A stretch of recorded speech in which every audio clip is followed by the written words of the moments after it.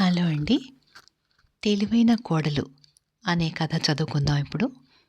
రచన భారతి రామచంద్రుడి గారు. కాస్త కూడా నమ్రత మర్యాద లేదమ్మా. ఎలా పెంచుతారో ఏమో!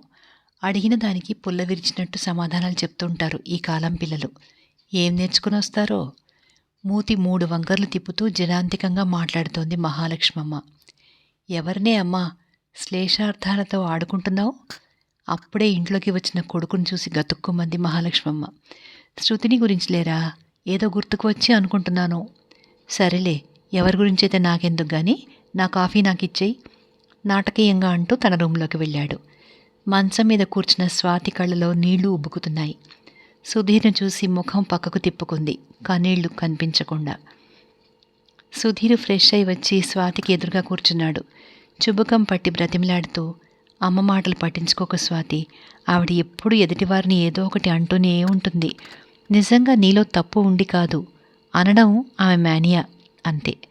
అందుకే నువ్వు పట్టించుకోవద్దు అంటాను. తల ఊపి కళ్ళు తుడుచుకుని లేచింది స్వాతి. స్వాతి పెద్ద కలివిడిగా ఉండదు. అడిగిన వాటికి సమాధానాలు చెబుతుంది. చొచ్చుకుపోయి గలగలా మాట్లాడడం చేతకాదు. అన్ని పనులు వచ్చు. తన బాధ్యతలను సక్రమంగా నిర్వర్తిస్తుంది.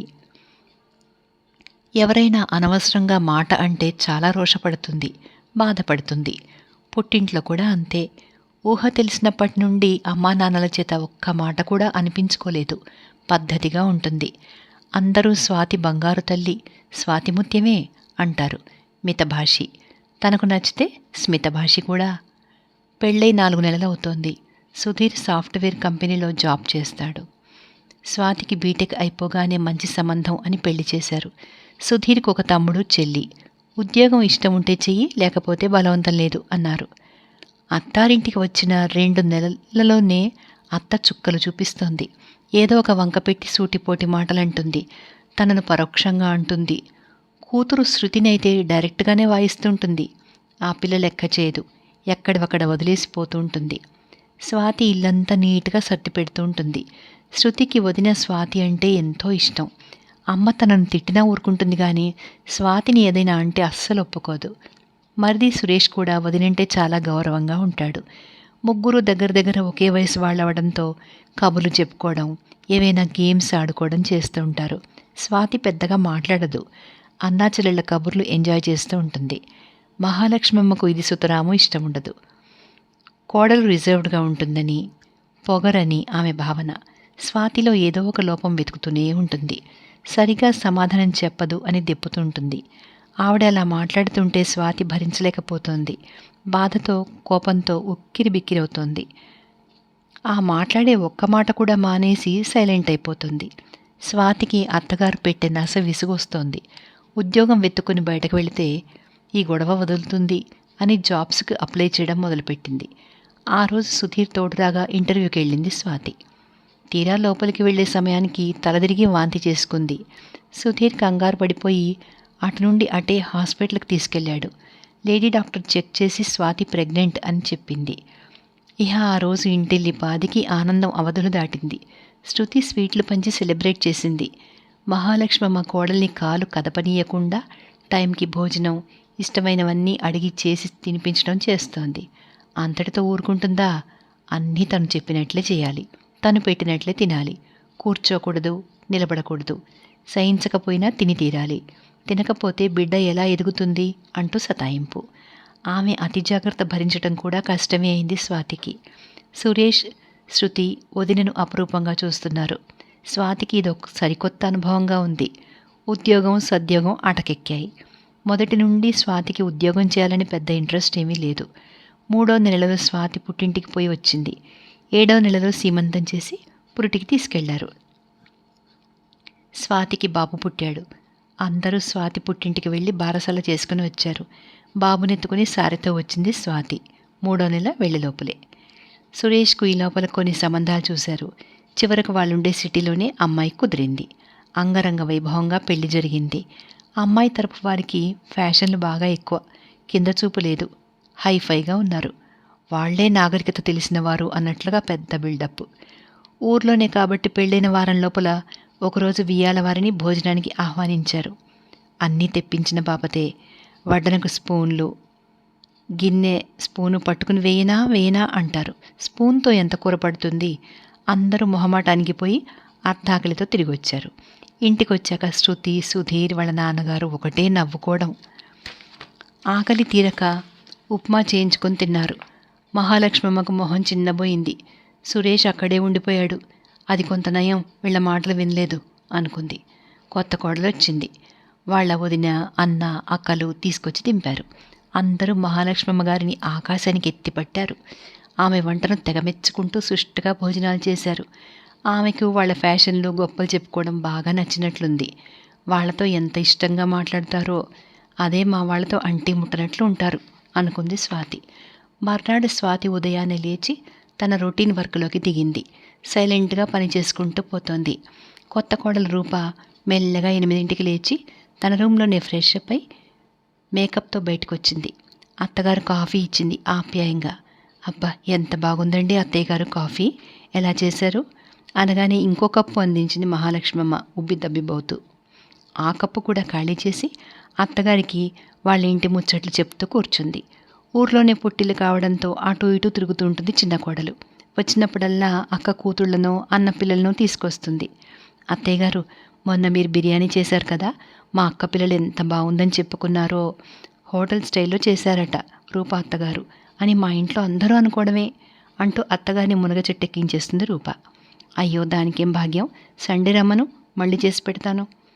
మీరు చాలా ఫాస్ట్గా కూడా చేస్తారండి ఏ పనైనా. మా అందరికంటే మీరే యాక్టివ్గా ఉంటారు. రూప మాటలకు విస్తుపోతుంది స్వాతి.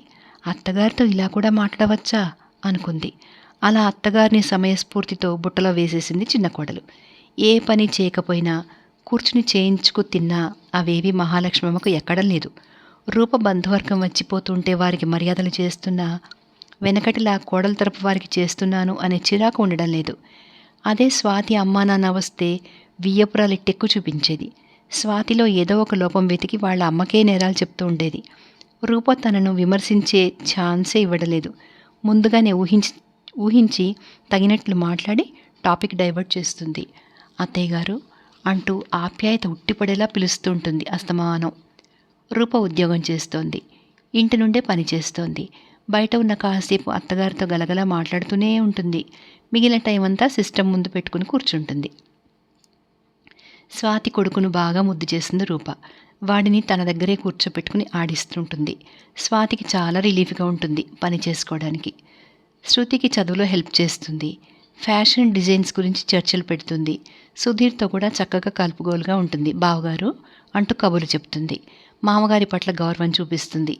కామ్గా ఉంటుందని, తన పని తాను చేసుకుపోతూ ఏ విషయాల్లో పెద్దగా పట్టించుకోదని స్వాతి అంటే రూపకు ప్రత్యేకమైన అభిమానం. సొంత అక్కలాగా ప్రేమ చూపిస్తుంది. అత్తగారు వినకుండా స్వాతిని మెచ్చుకుంటూ ఉంటుంది. సంక్రాంతి పండగ వచ్చింది. కొత్త కోడలు వచ్చిందని, మనవడు పుట్టాడని, పండగ గ్రాండ్గా తమ ఇంట్లోనే చేసుకోవాలని, కోడళ్లను పుట్టిళ్లకు పంపించనని కబురు చేసింది వియ్యాల వారికి మహాలక్ష్మమ్మ. మంచి పని చేశారు అత్తయ్య గారు, ఇప్పటి వరకు అక్కడేగా ఉన్నాం, ఈ పండగకి ఇక్కడే ఎంజాయ్ చేద్దాం. షాపింగ్కి ఎప్పుడు వెళ్దామండి అంది ఉత్సాహంగా రూప. ఈ అమ్మాయికి ఎన్ని కళలు బాబు, ఎవరికి తగినట్లు వారితో మాట్లాడుతుంది. అత్తగారికి సరైన కోడలు దొరికింది అనుకున్నారు శ్రీధర్రావు గారు.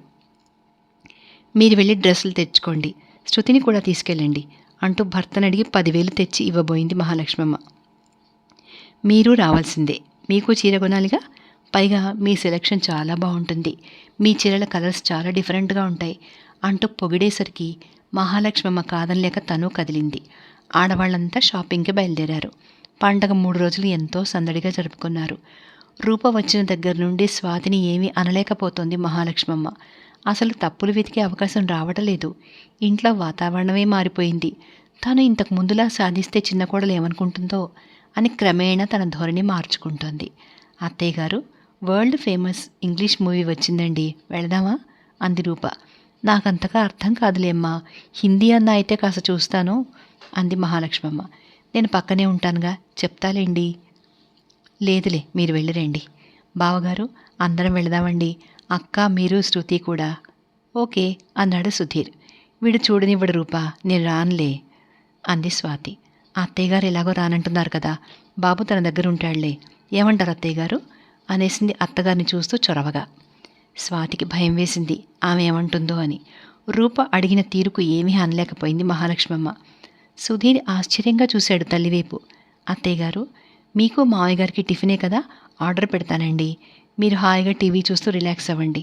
మేము మాల్లో తినేసి వస్తాం నార్మల్గా చెప్పేసి అందరినీ బయలుదేరదీసింది రూప. సురేష్కు విచిత్రంగా ఉంది.